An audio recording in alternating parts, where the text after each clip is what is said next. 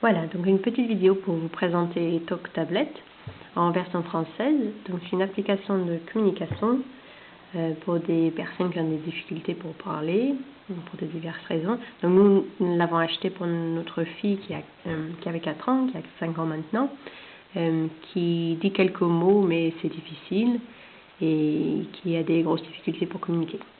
Donc voilà, ce qu'on voit ici, c'est la page d'accueil au moment de l'achat. Donc ça va, tout est en anglais. En fait, c'est la version française, mais c'est quand même livré tout en anglais. Tous les menus sont en anglais. Avant de commencer à traduire, il faut aller dans les parties settings, donc paramètres, et chercher sharing, partage.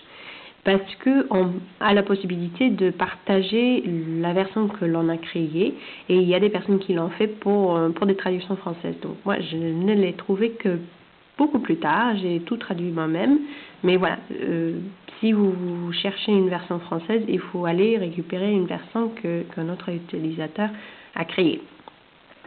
Et je vais vous montrer un petit peu à quoi ça ressemble. Donc, utilisateur.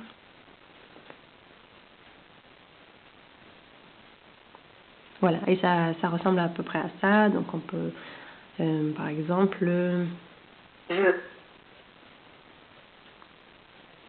mange.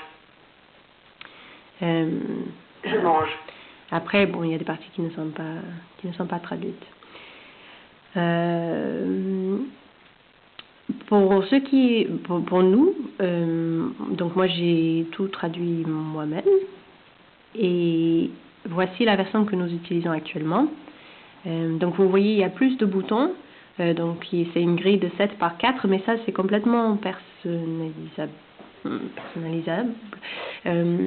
Vous pouvez commencer avec une grille de 4 par 4, vous pouvez avoir plus de boutons que ça en fonction des difficultés de la personne qui va l'utiliser, difficultés visuelles, difficultés de motricité fine. Donc c'est très facile à modifier, sachant que c'est bien quand même de respecter ce qu'on appelle la planification motrice, c'est-à-dire que certains boutons, il faut essayer de ne pas les bouger, parce que l'utilisateur va apprendre que ces boutons sont à cet endroit-là, et il va pouvoir les retrouver sans vraiment regarder, un petit peu comme si on jouait du piano. Donc pour nous, par exemple, on a les verbes, toujours ici en bas, en plus c'est toujours en vert, donc avec des différents verbes, les lieux, les gens, des mots liés au temps, et puis bon, les émotions, j'ai mis des liens sur moins de pages, mais bon, aussi. Donc pour donner une petite idée de comment on peut l'utiliser, par exemple les phrases préférées de ma fille. Je veux regarder Pocahontas. Voilà. Et si on a de la chance. S'il te plaît. Et après on appuie en haut. Je veux regarder Pocahontas, s'il te plaît.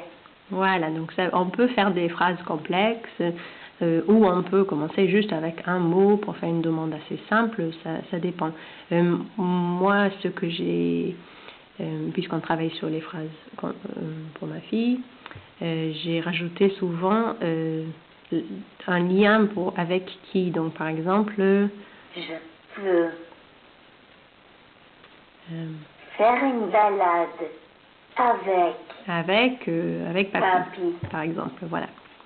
Donc voilà, donc voici une petite présentation pour donner une idée de comment on peut le configurer. Moi j'avais très peu d'informations au début, donc j'espère que ça peut aider certains.